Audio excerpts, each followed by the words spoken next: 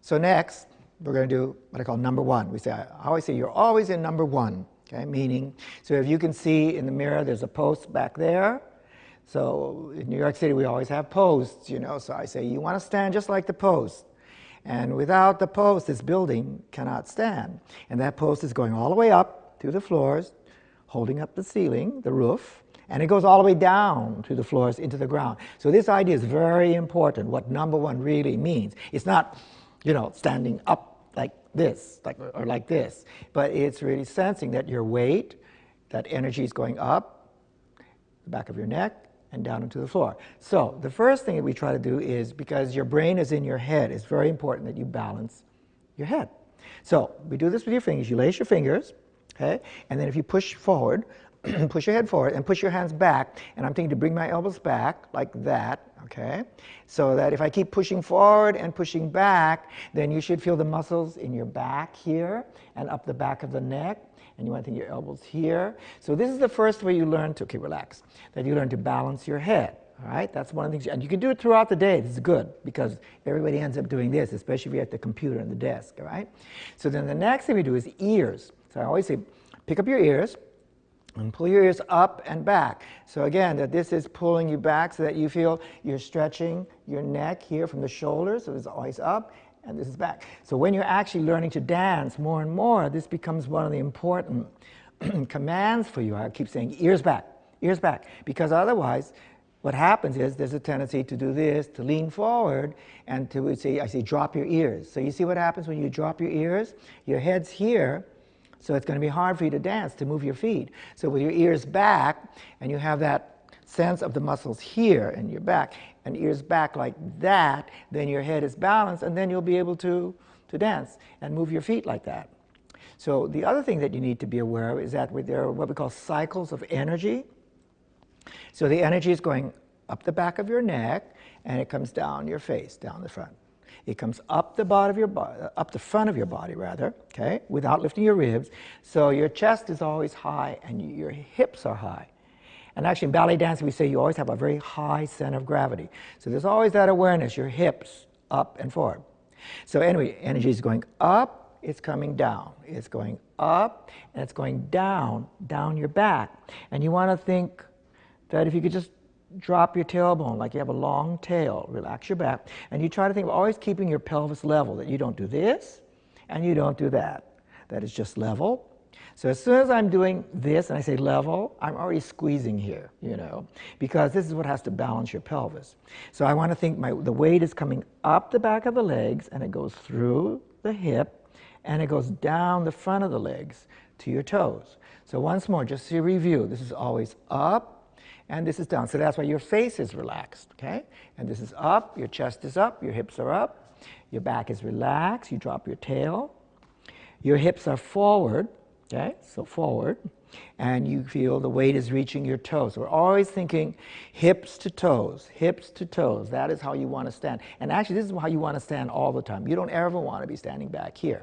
So just to check and see, you want to get in front of the mirror, like Sachiko, right? And let's try to check this yourself. So if we think, again, number one, like the post, right? You're always in number one. So we want the ears up and back, over the shoulder. Shoulders are down. Right, your chest is up, and you don't lift your ribs, your stomach is in, right, and your hip bones are forward, and you're going to be pushing down, and if you push down, you're going to rise, push, push, push, push, push, and watch to see, ears, you always need ears back, and your hips are forward, then slowly lower your heel, okay, and you want to be, see, and you want to try to stay exactly where you are there, okay, then once more, you're going to push down, push, push, push, push, push, and long neck, high chest, see, so she's really matching the pose. And once more, just lower. And let's do it again. So this is push, not lift your heel, push, push, push, over the toe, and come down. Good, so let's just take another look. Turn this way, because also you want to get used to balancing and moving without looking like this all the time. Because when you dance, you have to be able to turn your head and look over your shoulder. So that's what we're doing. So again, number one, right? Number one, ears up and back, long neck, high chest, no ribs, and the hips forward, pushing forward here. And if you push down, you're going to rise, push, push, push, push, push.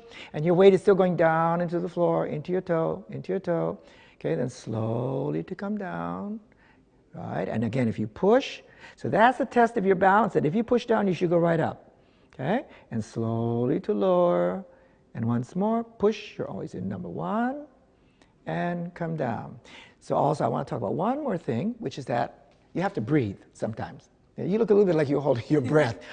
You know, that's what people think. Oh, I have to stand up, you know, so you just hold your breath. But you have to breathe. So where are you going to breathe? You're going to put your hands against your belly like this, okay? So first, let's breathe with your stomach, all right? So you can inhale, and big bellies, breathe, push it out. And then when you exhale, push all the air out, flat into your spine, okay? And let's do it again. So you're going to breathe, fill it up, fill it up, fill it up. And exhale, try to get all the air out so you can feel those muscles, right, in here. And once more, breathe. And exhale. Now this time, hold these muscles in. Put your hands against your ribs like this. Okay, now I want you to breathe with your back sideways. Now open wide, open, keep your stomach, and don't move here. And slowly coming in. So you should be able to see that, all right? That when you inhale, your elbows, you're opening your back wide and you're keeping this in. And then slowly come in, right? And once more, open wide and not up and down, but out, out, out. And in here and in. Relax. So when you dance, you want to think of breathing that way. Never do this, inhale and lift up your ribs, because can you see what it does? It completely throws you off balance. And that's what people look like when they dance, because they're doing this. Whereas if you learn to just breathe out and exhale, but you do your breathing here, because once you begin dancing, you cannot relax in here and here. You need the muscles in and around your pelvis to be engaged, so your pelvis is level, because we're going to talk about this later too. This is your control center. So you need to always have this strongly placed so you can work your legs properly and move your body from here as well. Right? So that's what we say when we say you're always in number one, and no matter where you are, if you push down, you should be able to, you should just go up automatically. All right? So you want to try to think about that and practice it.